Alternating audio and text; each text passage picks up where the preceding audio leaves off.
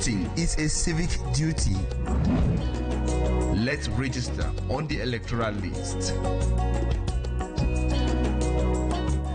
This is a message from Equinoxe Television.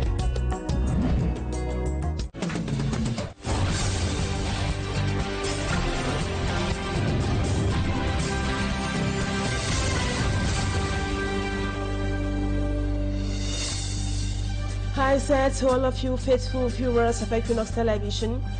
Thank you so much for joining us today in this edition of the news. Our major story is right away. An 8-year-old child dies while another has had her life on the fence in a hospital in Idea in the Saga Maritime Division.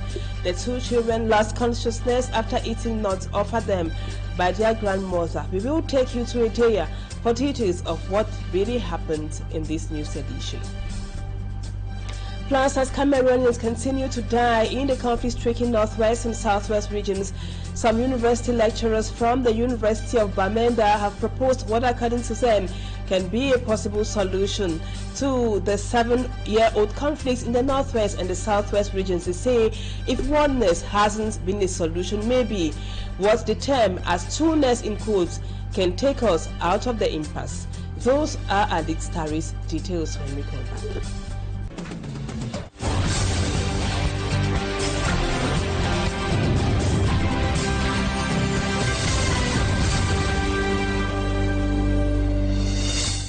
Viewers, thank you so much for the confidence.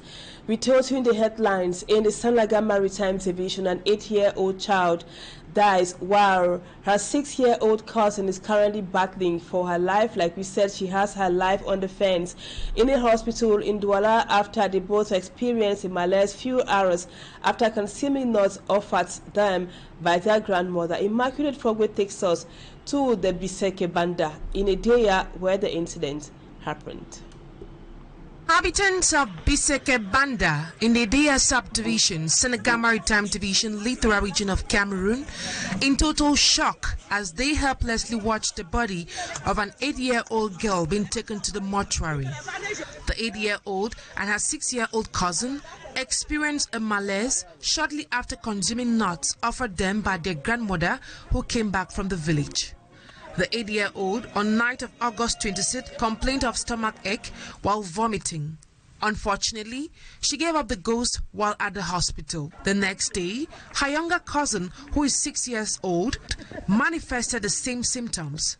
She was immediately rushed to the Dia Regional Hospital. As her condition got worse, she was later evacuated to a hospital in Douala, where she is currently on oxygen. A situation that has left family members and the entire neighborhood in disbelief. The grandmother came back home with nuts and shared it to children in the neighborhood. Even some young boys ate the same nuts. I was surprised to hear that my sister's child died shortly after consuming the same nuts that were shared to a lot of children. I don't think a mother would want to kill her own grandchildren. This woman sells nuts and she often shares it to little children. There is something not right about this affair. I think the children ate something different from the nuts, and that must be what, and that should be. An autopsy is expected to be carried out on the corpse at the Dia Regional Hospital in order to shed more light on the situation. Meantime, their grandmother is currently being questioned at the Biseke Banda police station. And now let's take you to discover the road stretch between Muya and Mile 17 in the southwest region, precisely in the Fako division. The road is almost inaccessible due to its deplorable state. It is similar to the state of road on the National Road number 5. Residents in Banga and Kappa in the Mangrove division of the Littoral region say the roads there are in very bad state, and they implore the government to take concrete actions to avoid further road accidents which are frequent on that road stretch. Innocent Ase with the details.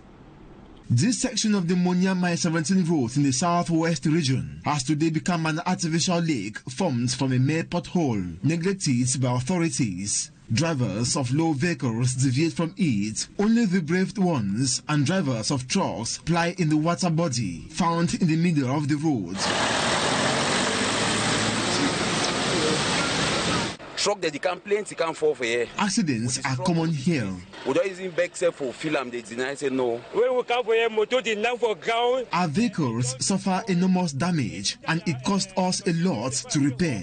What I the other day, after 3 days, it disturbed. These road users implore the powers that be to exercise their responsibilities. We try to fix the road, even if we throw lateral or seawall, so that we feel the passway smoothly. We'll be very happy. Elsewhere, parts of the National Road number 5 is completely cut off around Nkapa in the Mongo division of the littoral region due to abandonment, as well as hindering flexible circulation of vehicles. With cry. It started from a small hole, but because it was neglected, it enlarged as a result of stagnant water. Consequently, residents qualify this section of the road a death trap, reason why they place signals on the road to avoid drivers falling prey. We need urgent government intervention, and not when lives must have perished here. Intervention. Around Mbanga, same National Road number 5 is degraded, making circulation hectic. The craters were recently filled with gravel. About a week after, the craters resurfaced. Many people beg the government to be active in road maintenance all over the nation. Others believe the solution to have long-lasting roads in the Republic of Cameroon is a decisive action to redo all the road networks. By so doing, accidents and deaths on the national roads will drop. From Muya, we take you now to the far north region. For more than 20 years, the population of Urumayo, a locality in the town of Maroua, Diamare division, suffer from flooding. Whenever it rains heavily, the roads overflow with running water, making it difficult for the movement of persons and also animals. Malaglari reports on the effects of flooding on the population of this part of the country. Jada is a nurse of the Kaheo Health Unit. Living to work every day is a daunting task for her, as she has to pass through water caused by flooding in order to provide health care to locals of the Urumayo, a locality in the town of Maroua, Diamare division.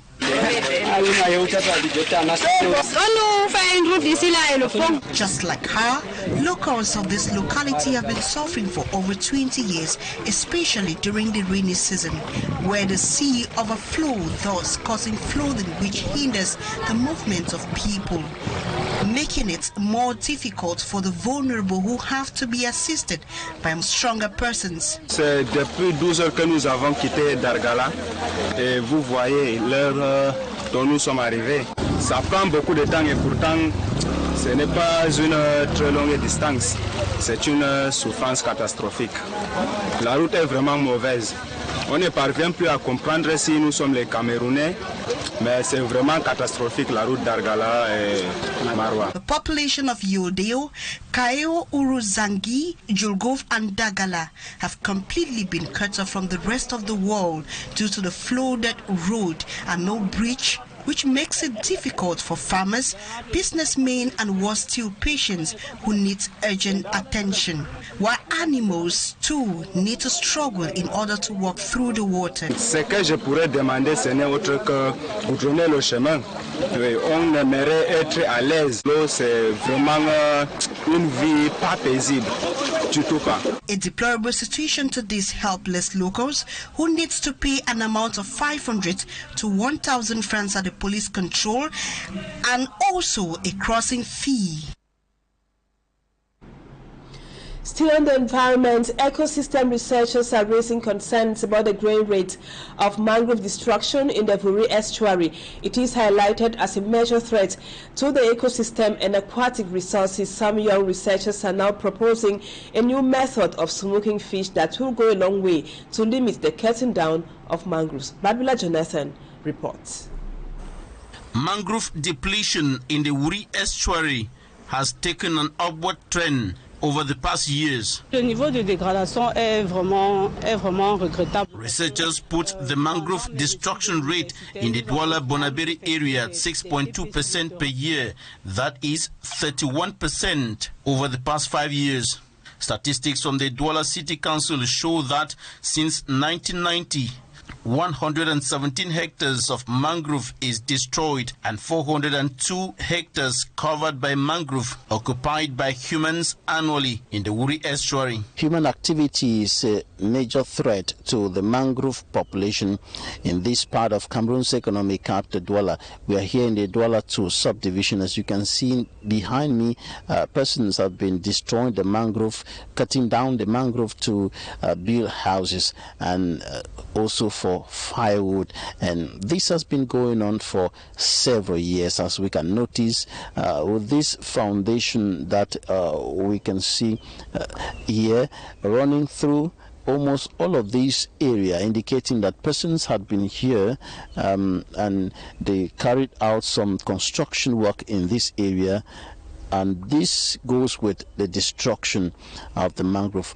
Much of the mangroves cut down are used as wood in fish smoking. As part of the response to the threat on the ecosystem, young researchers led by Enani Epupe Priskanadej have developed a product that enables fish smoking without the use of wood. Though blessed with fertile soil, inhabitants of Gusi village in the Tombo subdivision, Kupe Maninguba division of the Southwest region are basically lacking poor road network and no constant electricity supply, and also the people there lack personnel at the integrated health center. Those are some of the problems faced by the inhabitants of the Gusi village. Simanji Kangibril now takes us to that village situated in the Kupe Maninguba division of the Southwest region. Heading to Gusi village in the Kupe Maninguba division of the Southwest region continues to remain a Herculean task for most road users due to the poor road network. The village, whose inhabitants are all farmers, find it difficult to move their harvest to the market. Our main problem is that of road. Another hindrance is getting a good oven to dry our cocoa beans. Many buyers used to complain when they come to buy that our cocoa beans don't dry well. Apart from the road network in Gusi village, health is another sector which is badly touched. Only a health facility is available for more than 4 big neighborhoods in Gusi village. One of my problems I'm having here is lack of staff. The way the hospital is also situated is a bit far away from where I can have population. So I just decided that I should look for another strategies so that I can open an engine job annex here in Gusi. Because here in Gusi we have about 6 quarters, big quarter. I'm really pleading if the government can provide me with somebody that can help me to work, then I'll do a perfect work. The problem of inconsistent electricity supply has also caused many petty business operators to lose hope. We rarely have lights here, so we usually use generators. You know, the price of fuel has increased over the years, so running a generator throughout the business is quite expensive. Drinks here in Gusi we buy from Tomdel, and transporting the drinks is quite expensive. If we don't have a car to transport, we usually use bikes. Sometimes the bikes fall on the way and we incur some losses. As the Gusi people met to discuss about their plight, they are requesting that their elite and the government should come to their rescue by providing them with the social amenities they lack for their life to be normal. Now in news out of Cameroon, in Sudan, at least 30 people have died and about 200 others are missing after the Arbat Dam collapsed on Saturday. The dam collapsed due to heavy rainfall. Elsewhere, fighting resumed on Sunday in eastern DRC between the M23 rebels and the army. Let's now have more on our foreign page roundup with Lucille Nguisi.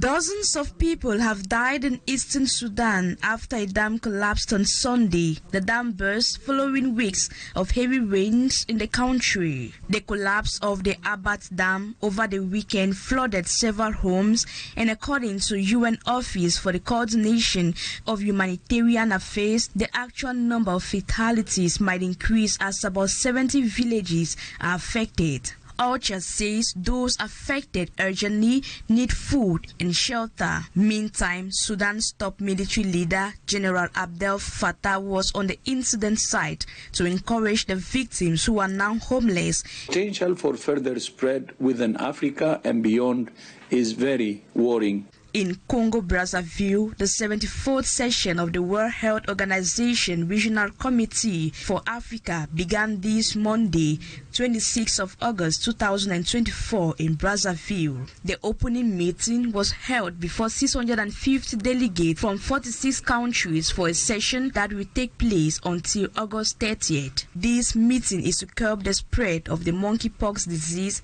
in the continent, which is a growing concern for the World Health Organization.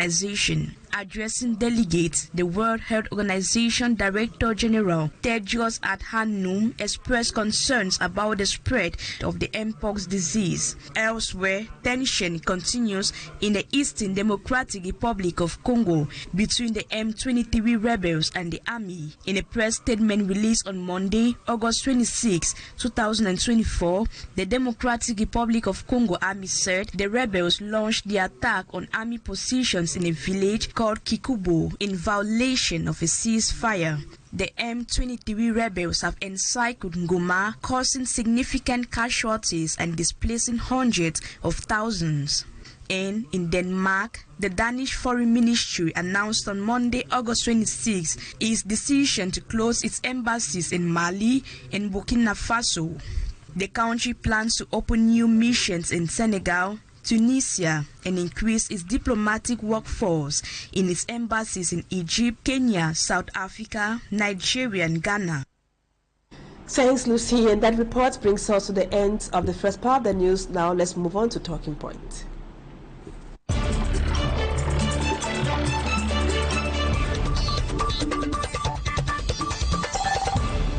Welcome back, viewers. Our guest tonight is Simon Mukete. He is a sports analyst, and today we are discussing the conflict, or let's call it the differences, between Fecafoot and the Ministry of Sports, that is in relation to where the match between Cameroon and Namibia will be played. Thank you, Mr. Simon Mukete, for accepting to be our guest on Talking Point tonight. Now, can you tell us what is the crux of the matter? Like, what is the problem about where the match between Cameroon and Namibia should be played? First of all, as a Cameroonian, I feel so disturbed that we are going through this. I mean, the country does not deserve this. I mean, it's very funny and strange when Cameroonians are fighting against themselves for something so easy and so simple and so basic. I think it's clear that technically the Cameroon Football Association is in charge of football. But basically, when it comes to some kind of infrastructure, security, diplomacy, they have to lean on the states. And I think today, the stadiums, the sports infrastructures in Cameroon are governed by the state through an entity that the government created and put in place, which is called ONIES. They are the one really managing, and that has the go. I mean, they are the one managing on a day-to-day basis all this sports infrastructure that the government of Cameroon has constructed over the past years, and that makes us so proud in Africa. And I think what is happening today, this fight, as we can say, because I don't think it's a kind of tension, but it's a fight that is going on. That for me, I think the government has the final word. The stadium belongs to the government. We all know that previously the federation opted for the match to be played in Douala, but definitely it's difficult to play in Douala these days because the pitch, as everybody can see, the pitch is in a very, very bad state. And the ONIES proposed that the match should be played in Yaoundé, which is respecting the rules of the CAF, because normally when a nation is playing at home, the priority is that the match should be played in the capital. So if for the match not to be played in the capital, either the stadium is under suspension by the CAF, or the stadium is in a very, very bad shape. So in that case, they can move to a different town. And when they move to a different town, if the distance between the capital and the new venue for the match is more than 200 kilometers, the home team has to take care of all the extra charges. So I think even financially, it's more costly and more expensive to play away from Yaoundé, which is a normal choice, because it's easier for the government to organize things at this particular time. I mean, and not forgetting that when the new coach came in Cameroon, he also he decided that he will play all his matches in Yaoundé. Okay. Now, Mr. Mukete, from your explanations and from what we've been gathering on the field, can we say it's truly a problem of Stadium, or there is a conflict of ego somewhere between Fecafoot officials and those of the Ministry of Sports? Thank you very much for this question. I think there is a conflict of ego, because there is no way, honestly, when you look at this situation, I mean, what will make the Football Association not to accept playing in Yaoundé and they decide to go to Garoua, when originally they wanted to play in Douala? As they said, that they have sent the names, the name of the stadium, tickets were out already, but finally, during the last preparatory meeting that took place in the Ministry of Sport, where all the stakeholders were present, it was decided in that meeting, it has always been done when Cameroon has a very important match. It was decided that they are going to play in Yaoundé, because Yaoundé is there, it's ready. What I'm really surprised about is the choice. I mean, is the challenge is to try not to follow the choice of the government or the institution that's in charge of sports. So that makes me feel that I feel that it has nothing to do with sports. It has a lot to do with something else than football or than sports. And now, will all of this confusion not go a long way at negatively affecting the morale of the entire team and even the technical staff, among others, considering that the match against Namibia is just in about 2 weeks? Definitely, it's going to affect the staff. Remember, the head coach did an interview recently that was very, very that disturbed the whole atmosphere by saying his truth. But I think with the previous match that we had in Yaoundé and in Luanda, we realized that the players are highly protected by the coach. This is very important, because at least we have a coach that covers the players. We have a coach that protects the players, and he's the one taking all the blows and all the punches. So, but at a certain time, it cannot continue like this. The players are human beings. They have families. They have friends who are sending back these informations to them, and the social media is there as well. This fight does not help Cameroon, and I mean, this is the first time in our history where we have the federation fighting with the government, fighting with the state. And I think if this match is not played in Yaoundé and is played in Garoua, it means that everybody in the street can stand up and challenge the government. And this is going to be a terrible instability situation for the states and for the government. That should be your opinion, Mr. Mukete, because Fecafoot has a contrary argument. Now, sorry, what can be a possible compromise to come out of this crossroad the Fecafoot, the football family in Cameroon finds itself? I am talking about the Ministry of Sports and Fecafoot. What should be a possible solution or a possible way out, according to you? No, I think definitely there have to be a collaboration. And there was a meeting.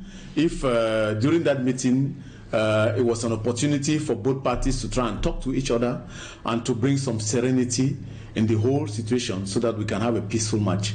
Because Cameroon is topping the lead in their pool, in their group. We need to do more. We have two very vital encounters coming up, and the players and the Cameroonians, they need to see their team at its best. But definitely in a situation like this one, is going to affect, no matter how, the psychological aspect of the players. And for both entities, there is no other way than for both of them to talk to each other. There is no other solution. There is no other solution than for both of them to talk to each other. And remember, the state is a state.